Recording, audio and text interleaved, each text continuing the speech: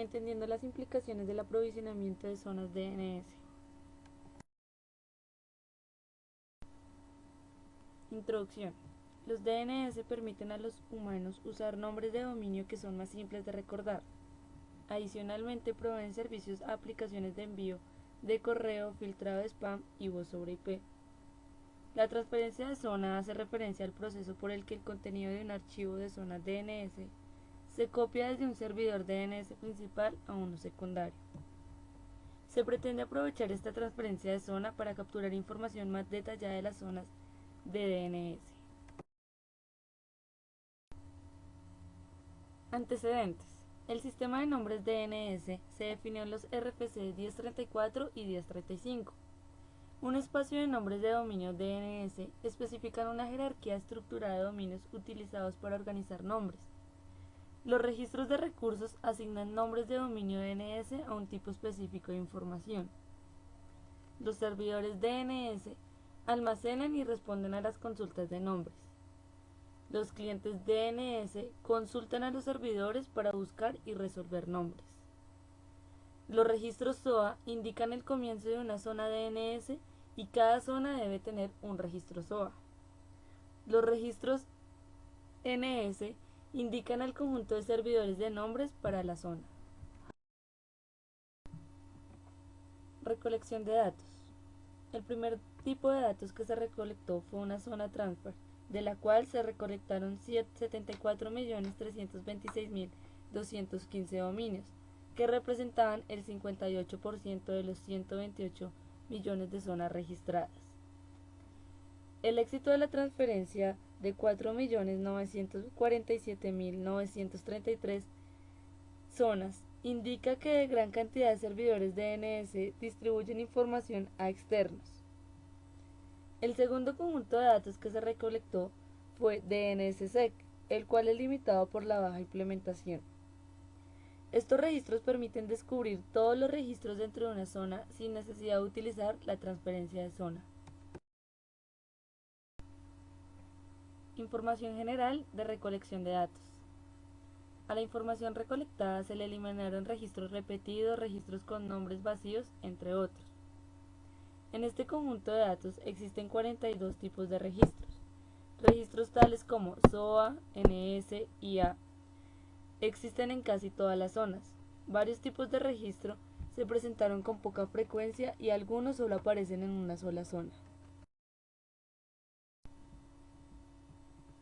Las zonas de este tipo de conjunto varían en tamaño. Para examinar el tamaño de la zona hay que fijarse en los registros de dirección que se encuentran allí. Todas las máquinas deben tener una dirección IP versión 4 o una dirección IP versión 6. Análisis zonas DNS. Impacto del servidor de nombres. Los registros servidor de nombres indican los servidores que comunicarán la información del DNS de un dominio. Durante la recolección de datos se identificaron muchas zonas que apuntan a nombres de host que no son accesibles. En el conjunto de datos zona transfer se encontraron nombres de host sin puntos en el nombre.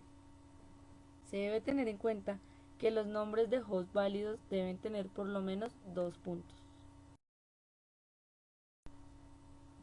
Disminución en la redundancia del servidor de nombres. Se examinó la redundancia del servidor de nombres en varias secciones, de acuerdo al prefijo BGP, al sistema anónimo AS y a través de los nombres de dominio de segundo nivel. Adicionalmente, se identificó que el 7% de las zonas DNSSEC están en el sistema anónimo AS, el 5% en BGP y el 12% en el dominio secundario. Como se puede observar, las zonas DNSSEC brindan más atención a la calidad de la redundancia en los servidores de nombres.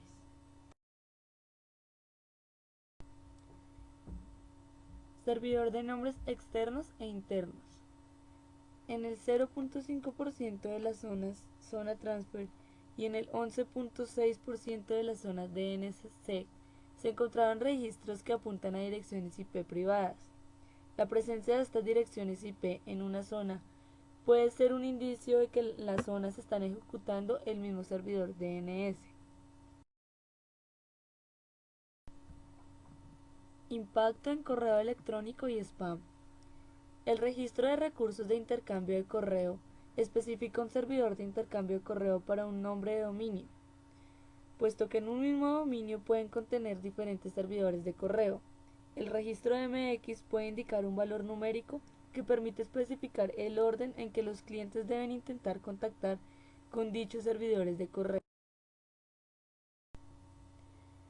En el estudio se identificaron registros apuntando a nombres de host con una sola etiqueta. El resultado neto de estos errores es la falta de disponibilidad de correo para el nombre de dominio. Tecnologías anti-spam. El spam es uno de los mayores problemas de seguridad que enfrenta Internet actualmente. Para evitar la aceptación de spam, se han creado tecnologías de verificación de la identidad de los remitentes. Estas tecnologías utilizan el DNS como una base de datos. El DNS tiene un formato especial TXT para cada registro. La mala configuración de los registros TXT puede fracasar todos los intentos que se realicen con estas herramientas anti-spam. Impacto en la disponibilidad. Existen dos tipos de registros, el registro de direcciones y el registro CNAME.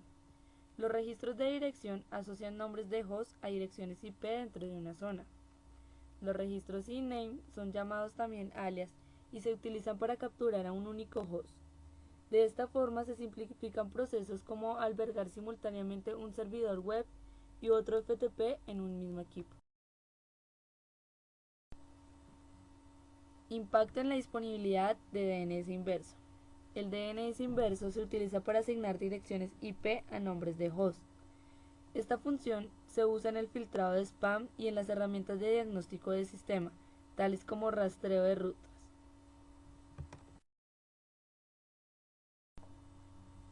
Temporizadores y sus repercusiones en zonas vencidas. Un registro SOA indica el comienzo de una zona DNS. Cada zona debe tener un registro SOA. Los registros SOA contienen los valores de 4 temporizadores.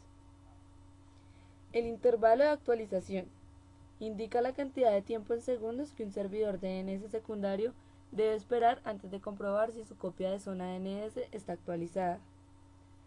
El intervalo de caducidad indica la cantidad de tiempo que puede transcurrir sin éxito refrescar la zona antes de que un servidor de nombre secundario ya no dé respuesta a las consultas DNS. El TTL mínimo es la duración predeterminada para que los registros de esta zona puedan ser almacenados en caché.